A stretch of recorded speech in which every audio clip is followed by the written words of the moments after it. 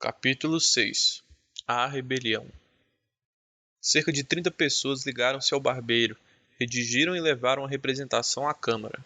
A Câmara recusou aceitá-la, declarando que a Casa Verde era uma instituição pública e que a ciência não podia ser emendada por votação administrativa, menos ainda por movimentos de rua. Voltai ao trabalho, concluiu o presidente. É o conselho que vos damos. A irritação dos agitadores foi enorme.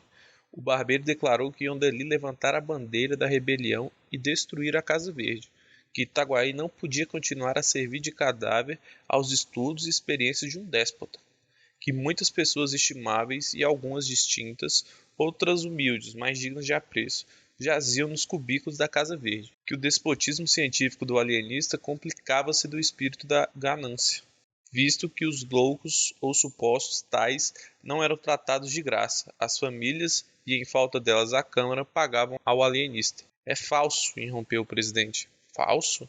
Há cerca de 2 semanas recebemos um ofício do ilustre médico em que nos declara que, tratando de fazer experiência de alto valor psicológico, desiste do estipêndio votado pela Câmara, bem como nada receberá das famílias dos enfermos.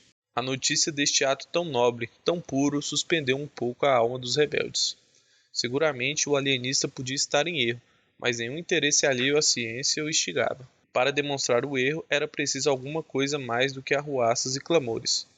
Isto disse o presidente, com aplauso de toda a Câmara. O barbeiro, depois de alguns instantes de concentração, declarou que estava investido de um mandato público e não restituiria a paz a Itaguaí antes de ver por terra a Casa Verde. Essa Bastilha da razão humana, expressão que ouvira a um poeta local e que ele repetiu com muita ênfase.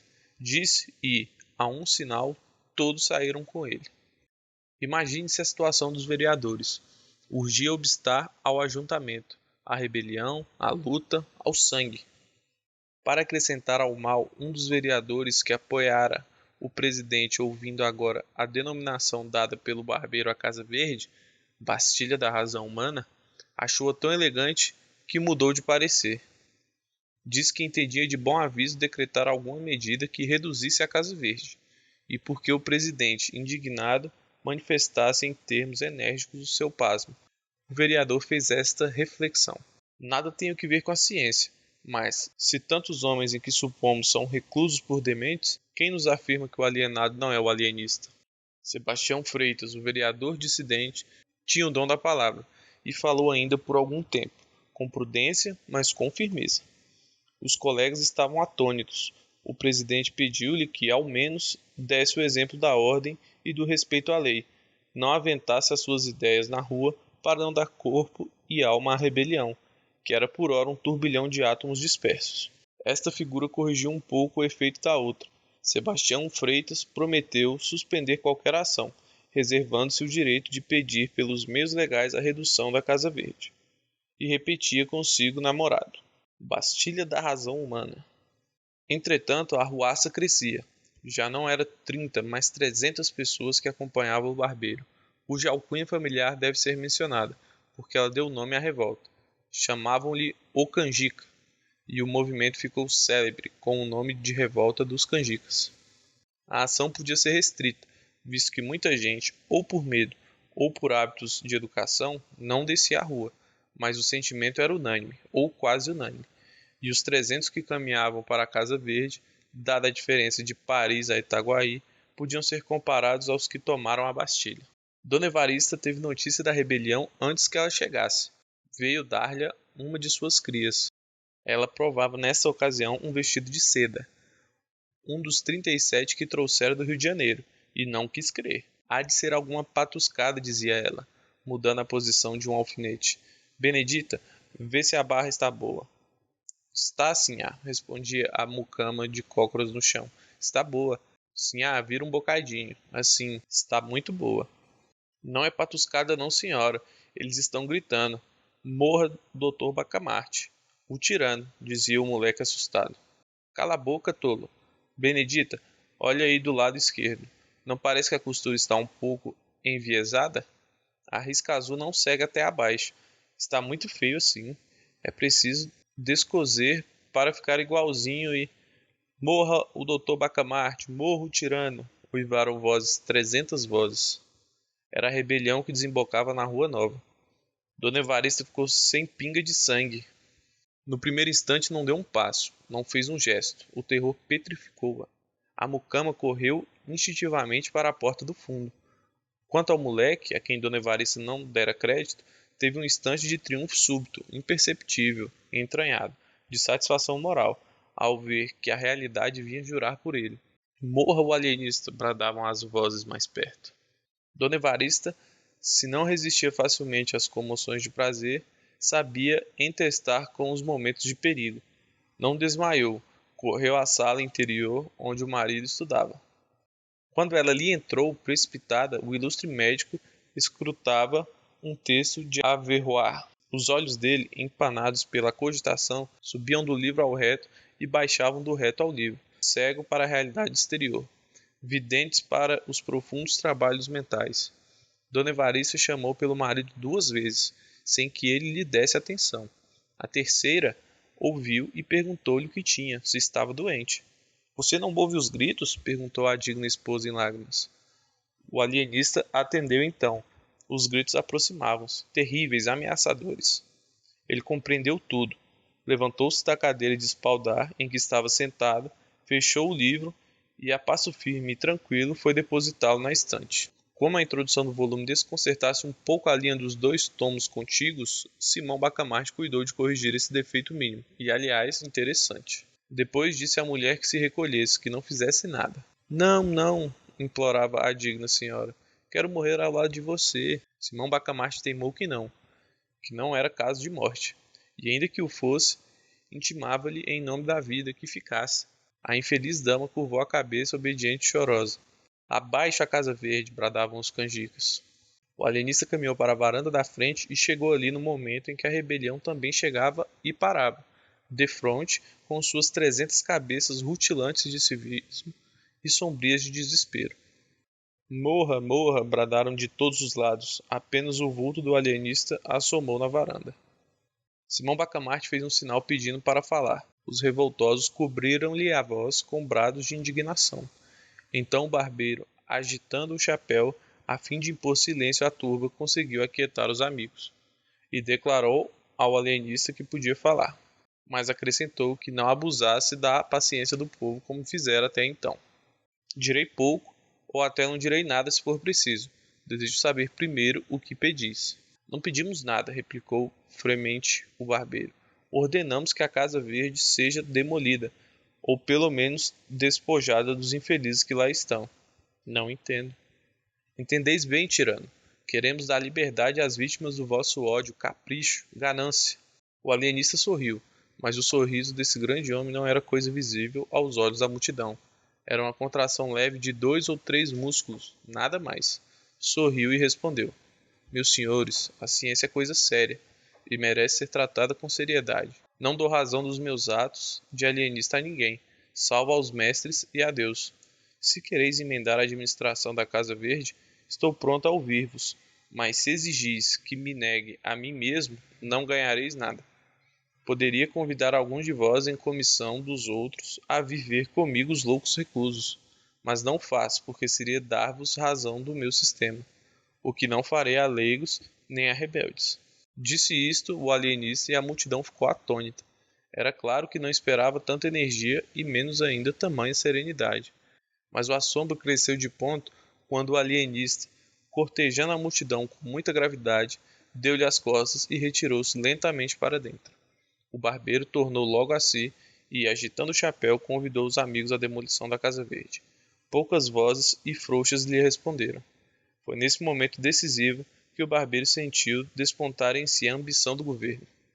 Pareceu-lhe então que, demolindo a Casa Verde e derrocando a influência do alienista, chegaria a apoderar-se da Câmara, dominar as demais autoridades e constituir-se senhor de Itaguaí. Desde alguns anos que ele forcejava por ver o seu nome incluído nos pelouros para o sorteio dos vereadores, mas era recusado por não ter uma posição compatível com tão grande cargo. A ocasião era agora ou nunca. Demais, fora tão longe na arruaça que a derrota seria a prisão, ou talvez a forca, ou o degredo. Infelizmente, a resposta do alienista diminuíra o furor dos sequazes. O barbeiro, logo que o percebeu, sentiu o impulso de indignação e quis bradar-lhes: canalhas, covardes! Mas conteve-se e rompeu deste modo: meus amigos, lutemos até o fim. A salvação de Itaguaí está nas vossas mãos dignas e heróicas. Destruamos o cárcere de vossos filhos e pais, de vossas mães e irmãs, de vossos parentes e amigos, e de vós mesmos. Ou morrereis a pão e água, talvez a chicote na masmorra daquele indigno. E a multidão agitou-se, murmurou, bradou, ameaçou, congregou-se toda em derredor do barbeiro. Era a revolta que tornava a si da ligeira síncope e ameaçava arrasar a Casa Verde. Vamos! Bradou o Porfírio, agitando o chapéu. Vamos! Repetiram todos. E deteve-os um incidente. Era um corpo de dragões que, a marche-marche, entrava na Rua Nova.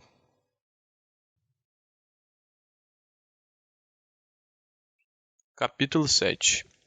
O Inesperado. Chegados os dragões em frente aos canjicas, houve um instante de estupefação. Os canjicas não queriam crer que a força pública fosse mandada contra eles, mas o barbeiro compreendeu tudo e esperou. Os dragões pararam, o capitão intimou a multidão que se dispersasse, mas, conquanto uma parte dela estivesse inclinada a isso, a outra parte apoiou fortemente o barbeiro, cuja resposta consistiu nestes termos alevantados: não nos dispersaremos. Se quereis os nossos cadáveres, podeis tomá-los, mas só os cadáveres. Não levareis a nossa honra, o nosso crédito, os nossos direitos e com eles a salvação de Itaguaí. Nada mais imprudente do que essa resposta do barbeiro, e nada mais natural. Era a vertigem das grandes crises. Talvez fosse também um excesso de confiança na abstenção das armas por parte dos dragões. Confiança que o capitão dissipou logo, mandando carregar sobre os canjicas. O momento foi indescritível. A multidão urrou furiosa. Alguns, trepando as janelas das casas ou correndo pela rua fora, conseguiram escapar. Mas a maioria ficou bufando de cólera, indignada, animada pela exortação do barbeiro. A derrota dos canjicas estava iminente, quando um terço dos dragões, qualquer que fosse o motivo, as crônicas não declaram, passou subitamente para o lado da rebelião. Este inesperado reforço deu alma aos canjicas, ao mesmo tempo que lançou o desânimo às fileiras da legalidade. Os soldados fiéis não tiveram coragem de atacar os seus próprios camaradas, e um a um foram passando para eles, de modo que, ao cabo de alguns minutos, o aspecto das coisas era totalmente outro. O capitão estava de um lado com alguma gente contra uma massa compacta que o ameaçava de morte. Não teve remédio, declarou-se vencido e entregou a espada ao barbeiro. A revolução triunfante não perdeu um só minuto. Recolheu os feridos às casas próximas e guiou para a câmara. Povo e tropa fraternizavam.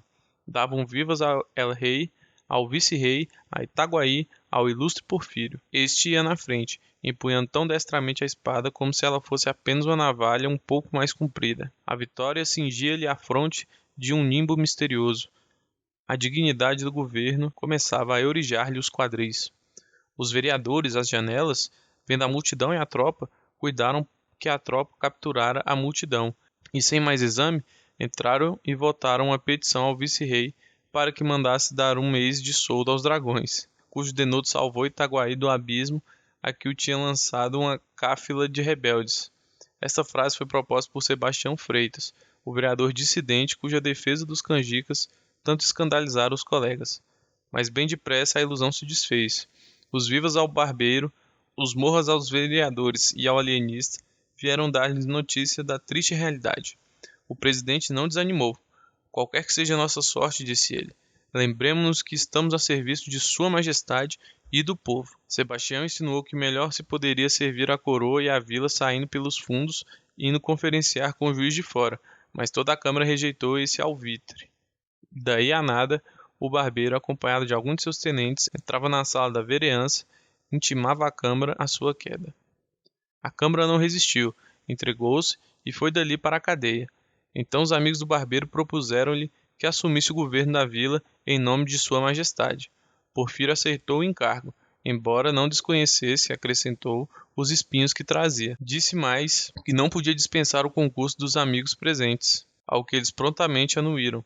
O barbeiro veio à janela e comunicou ao povo essas resoluções, que o povo ratificou aclamando o barbeiro. Este tomou a denominação de protetor da vila em nome de Sua Majestade e do povo. Expediram-se logo várias ordens importantes, comunicações oficiais do novo governo, uma exposição minuciosa ao vice-rei, com muitos protestos de obediência às ordens de Sua Majestade. Finalmente, uma proclamação ao povo, curta mas enérgica. Itaguaienses, uma Câmara corrupta e violenta conspirava contra os interesses de Sua Majestade e do povo. A opinião pública tinha condenado. Um punhado de cidadãos, fortemente apoiados pelos bravos dragões de Sua Majestade, acaba de a dissolver ignominiosamente. E por unânime consenso da vila, foi-me confiado o mando supremo, até que Sua Majestade se sirva a ordenar o que parecer melhor ao real serviço. Itaguaienses, não vos peço senão que me rodeeis de confiança, que me auxilieis em restaurar a paz e a fazenda pública, tão desbaratada pela Câmara, que ora findou às vossas mãos. Contai com meu sacrifício e ficai certos de que a coroa será por nós, o protetor da vila em nome de Sua Majestade do povo, Porfírio Caetano das Neves. Toda a gente advertiu no absoluto silêncio dessa proclamação acerca da Casa Verde, e, segundo os uns, não podia haver mais vívido indício dos projetos tenebrosos do barbeiro. O perigo era tanto maior quanto que, no meio mesmo desses graves sucessos, o alienista metera na Casa Verde umas 7 ou 8 pessoas, entre elas 2 senhoras, e sendo um dos homens aparentado com o protetor.